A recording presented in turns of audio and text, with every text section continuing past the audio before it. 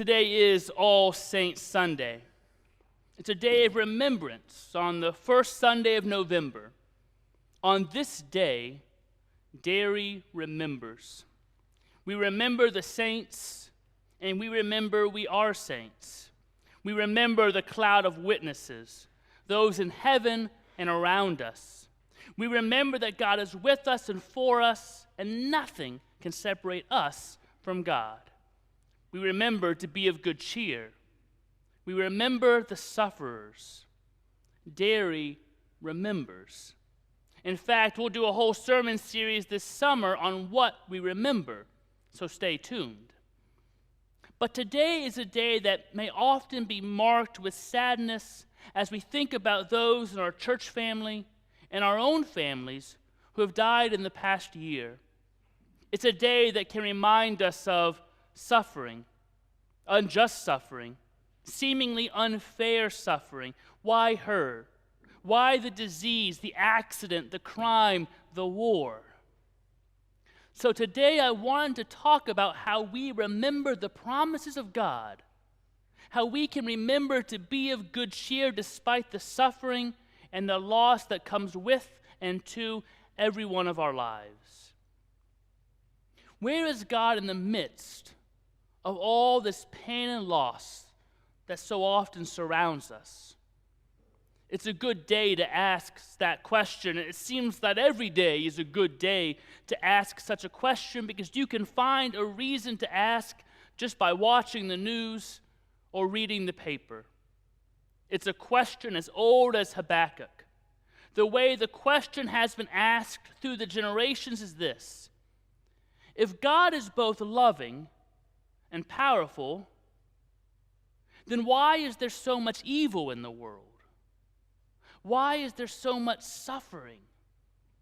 What does Christian faith say about Auschwitz, or slavery, or authoritarian regimes that oppress, or wars that kill innocent people, or hurricanes that blow entire towns away, or the fact that we have to light so many candles this Sunday every year, often for those who have died far too early, or young, or unfairly, or tragically?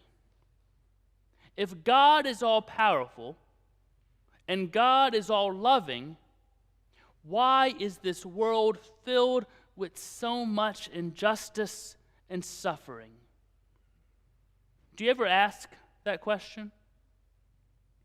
There seems to be no way to make sense of this problem.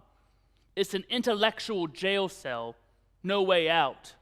We've tried to reason our way, and we have found some help along the path, but we have come over and over again face to face with the inadequacy of our answers. One of the most thought-provoking answers is presented by philosopher John Hick. Hick says our perspective's all wrong.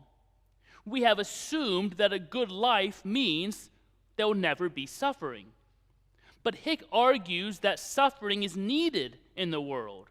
Suffering actually serves a purpose. Hick argues that God's intention is that we would grow toward God. And growth results from tension, from challenge, even from suffering. A good creation is not one that avoids suffering. A good world is one in which human beings grow toward God. This is what Hicks calls a soul-making world. Suffering produces soul-making. What is true to human experience is often that suffering does teach us. We do grow from our hurt. That's Hicks' answer. Suffering doesn't question the power or goodness of God because suffering isn't really all that bad. It serves a purpose. Maybe that helps you. I find it a bit unsatisfying myself. I don't understand God to be one who inflicts or allows pain in order that we might grow. That feels abusive. I'm going to hurt you. I'm going to take away those you love. I'm going to allow you to have this moment of suffering because in the end you'll grow closer to me. It's for your own good. That doesn't sit well with me. What about you? Rabbi Harold Kushner has offered a different answer. He wrote, "When bad things happen to good people," it narrates his journey with his son Aaron. At 2 years old, Aaron was diagnosed with the rare disease progeria. It causes rapid aging. Aaron died of old age in his early teens. Kushner admits that he's a better person because of Aaron's death. He knows about soul making, but he states, "I would give up all of those gains in a second if I could have my son back." In his search for answers, Kushner became convinced that God wants the righteous to escape suffering. But sometimes even God can't bring that about. It is too difficult even for God to keep cruelty and chaos from claiming their innocent victims. Kushner faces that intellectual jail cell. God is all-powerful. God is all-loving. There's innocent suffering. How does that work? He unlocks the cell by saying God is not all-powerful. God is doing the best God can. Maybe God isn't omnipotent. Or maybe God freely gives up some control and power to give us some freedom. And that allows consequences. Maybe that helps you. It makes sense to me, but I still find Kushner's answer lacking to help me through the pain and suffering of the world. It's just not enough. I'm grateful for those who have endeavored to teach us, but in the end, we come face to face with the inadequacy of our answers. Here's what I think. Answer is the wrong category. Not only because our answers are inadequate, but because in the end, we don't really want an answer. Answers inevitably make it sound like God isn't God, or our suffering isn't really suffering. I find any attempt to explain suffering belittling to God, and often even more so, belittling to sufferers. I don't want to know, don't tell me the reason why there's a neonatal ICU and little babies die. Don't tell me the reason there's a famine. Don't tell me the reason of the car accidents that kill people far too young. Don't tell me the reason for some of these wars. Don't tell me it all makes sense and it's all for our good. Remember, sometimes there are no good answers. But we try to make them up, don't we? See, I don't think our faith always provides answers, but our faith does provide responses. Now, responses may not gather all suffering into a system of reason, but responses are reasonable ways of living in the face of the world's deepest sufferings. You see, suffering is less a reality Christians explain and more a struggle Christians engage. That's where Jesus' story that Debbie read is really on point here. Jesus says there are weeds in the wheat fields of our lives. The world is a mixture of weeds and wheat. The church is a mixture of weeds and wheat. You know that. I've often heard it said by folks, you know what the best thing about the church is? The people. And you know what the most challenging thing about the church is? The people. We're all there together. Weeds and wheat, and we change back and forth. Jesus tells this story, and the first question Matthew's congregation asks is, God, did you do this? Now, that's not a question for information. They're not really wanting to know. It's a voice of protest. God, did you do this? There is domestic violence and cancer. There are hurricanes and crushing poverty. There are weeds in the wheat. Did you do this? Is this who you are, God?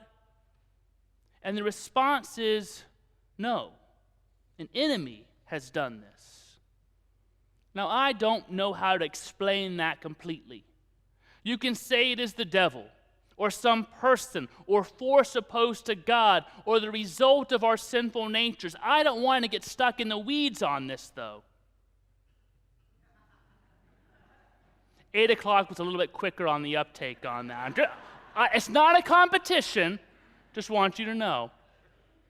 But fundamentally, the Scripture is saying that suffering is no friend of God. God does not cause innocents to suffer for any purpose, not for judgment or soul-making. The second question is, can we fix it? Do you want us to pull the weeds up? Now, this is complicated. Our mission in many ways is born from suffering.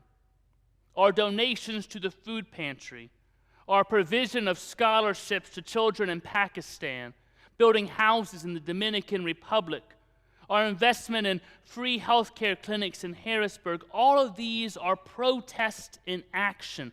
We are endeavoring to pull the weeds from the wheat field, and that is a good and a holy thing. But mission is not an answer.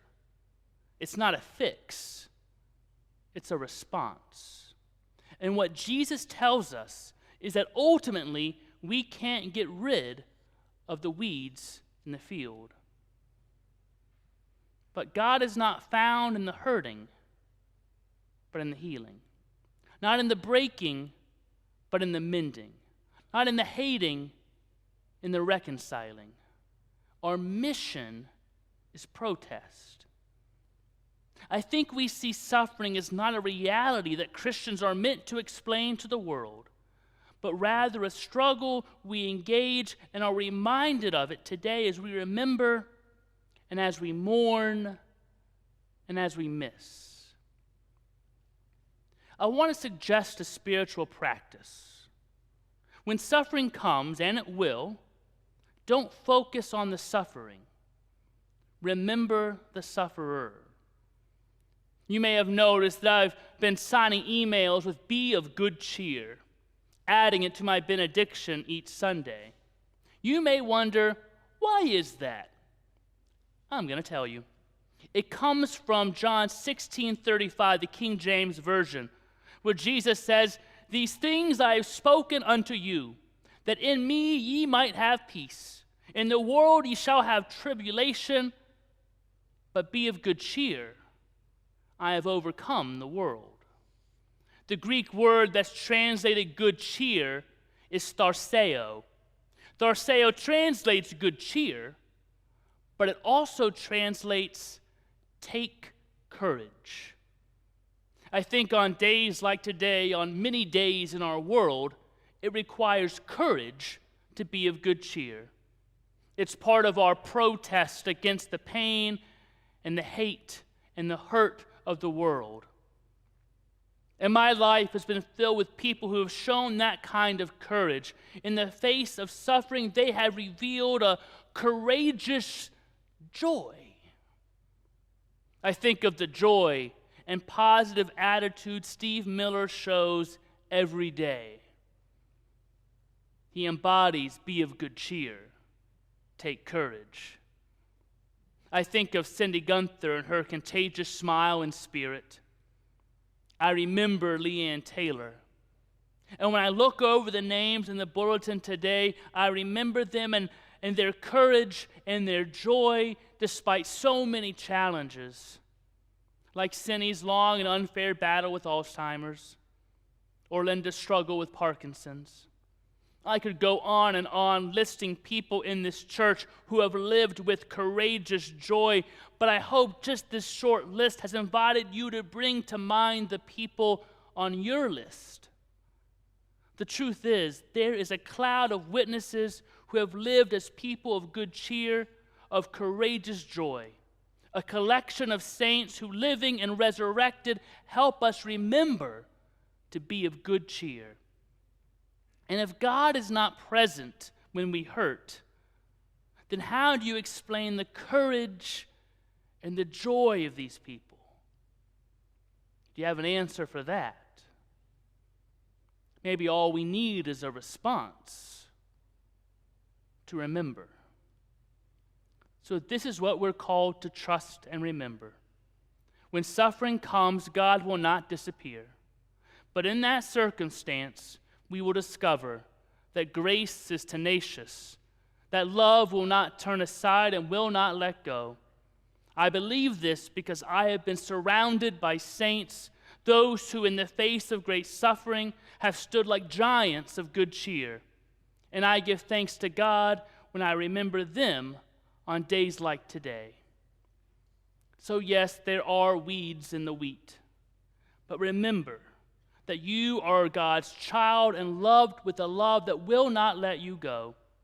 Remember and trust in that, and be of good cheer. Be of courageous joy, you saints of God.